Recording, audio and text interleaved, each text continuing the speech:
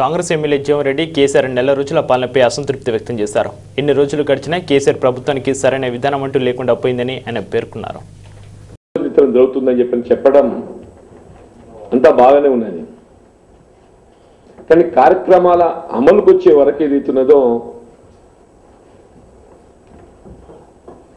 అంటే నిర్మాణాత్మకంగా కార్యరూపం దాల్చకపోవడంతో ఇలా రైతాంగానికి రుణమాఫీకి సంబంధించే కానీ సంక్షేమ కార్యక్రమాల అమలు సంబంధించే కానీ ప్రభుత్వం ఏదైతుందో నిర్మాణాత్మకంగా కార్యక్రమాలు అమలుకు ఏ విధమైనటువంటి చర్యలు చేపట్టకపోవడమే కాకుండా ఇవాళ బోగస్